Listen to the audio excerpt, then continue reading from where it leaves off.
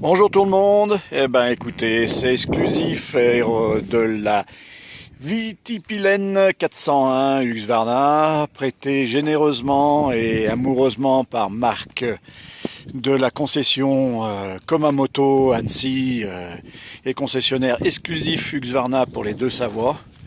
Donc là je viens de faire 90 km avec cette moto. Désolé, j'ai pas pu faire de petites vidéos en route. Mais déjà des premières impressions. Donc position assez sur l'avant, au vu des bracelets. On a un petit côté café racer quand même pour cette moto. Donc après je fais 1m80, donc j'ai pas les genoux trop pliés dessus. Par contre c'est vrai que j'ai un petit popotage, j'ai une petite masse quand même. Et du coup je me place plutôt à ce niveau-là, assez reculé, voire presque des fois par moment sur certains virages, j'étais presque à aller sur la selle passager. Bon, ça c'est des petits détails. Que dire de cette moto? Finition quand même relativement bien. On peut regarder par exemple les petits détails comme ça, comme le bras oscillant creusé que je trouve magnifique.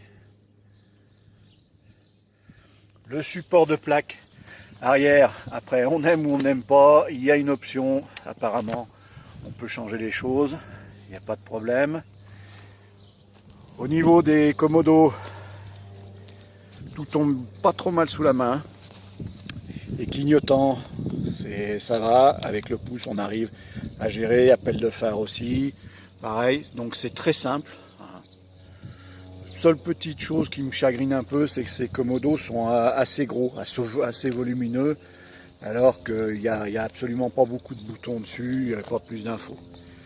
Ensuite, donc là, petit tableau de bord, alors qui manque un petit peu de lisibilité. Vous voyez, au soleil, c'est pas l'idéal.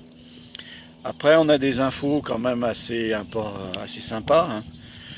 Donc, on a la jauge à essence qui se trouve ici, la température moteur, le rapport engagé, donc ça c'est quand même bien. Bien sûr, la vitesse à laquelle on roule, le compte tours qui s'affiche, et à partir de 7000 tours, on a une petite diode, un shift light qui s'allume.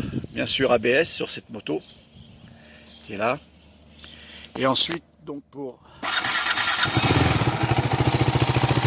voir un peu dans le programme, donc vous avez le mode ici,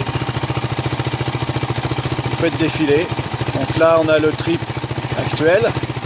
Et ce qui est très bien, c'est ce qu'il nous dit quand on roule, combien il nous reste de kilomètres, full range. Je trouve ça assez sympathique. Au moins, on ne va pas rester en rade. Donc après, on a le trip 1, trip 2, et en plus, ça nous affiche le nombre de minutes qu'on a roulé dans chaque trip. Ça, c'est original. Après, les indications sont quand même relativement petites. Alors pour un petit ancien comme moi, j'ai un petit peu du mal des fois à avoir toutes les infos, mais bon, on s'y fait, il n'y a pas de problème, ça y va. C'est assez complet, c'est assez joli. Voilà, au niveau du clignotant, on a juste le fait pour un côté uniquement. Voilà. Donc après, petit mono, bien sûr. Je vous laisse écouter à l'arrêt ce que ça donne. Un joli silencieux. Très joli petit silencieux là, siglé Husqvarna. Des vieux de pièces quand même. Elle a de la gueule cette moto. Je trouve qu'elle est vraiment sympathique et tout. La signature avant du feu est très jolie. Montrer un petit peu les clignots à LED qui sont assez sympas aussi.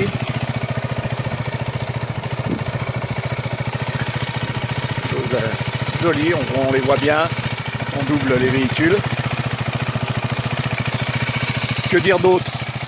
Un petit peu de son, je pense que vous voulez entendre un peu le mono, comment ça ronfle un peu. Donc petit ronflement du mono. Ça pète pas mal. C'est assez sympa.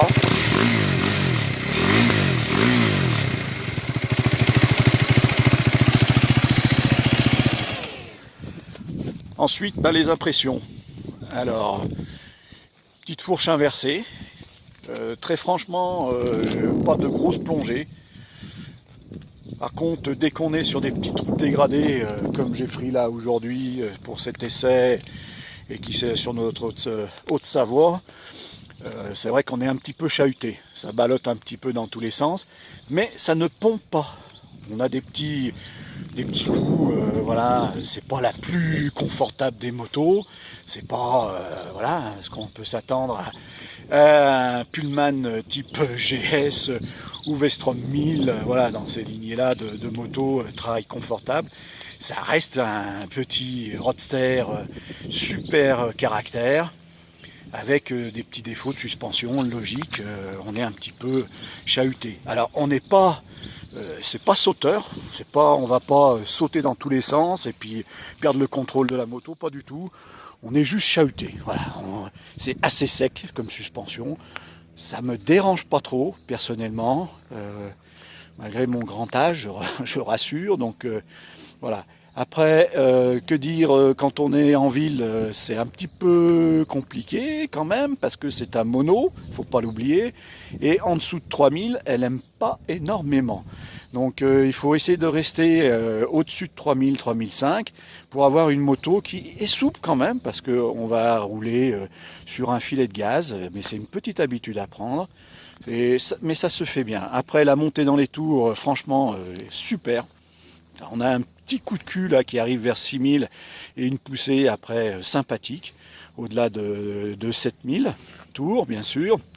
Bon, après je vais pas pousser plus que ça, la moto est quand même en rodage aujourd'hui, donc on va faire. Là où je suis fortement et agréablement surpris, c'est qu'on a quand même qu'un monodisque, et je peux vous dire que ça freine.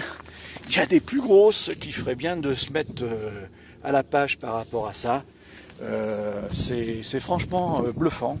La moto, pour avoir fait une ou deux fois des arrêts un peu brusques, ça freine, il n'y a pas de problème, vous avez de quoi. Le frein arrière, bon, est un petit peu spongieux, c'est pas énorme, mais bon, après, c'est une question d'habitude.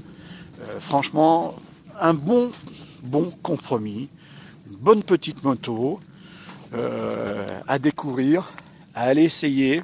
Je pense que vous serez surpris de la pêche et de l'allonge de ce petit mono de 400 cm3. Il y a beaucoup de 400 qui ne sont pas aussi vifs, aussi impressionnants. Et je pense que Husqvarna l'a tapé fort.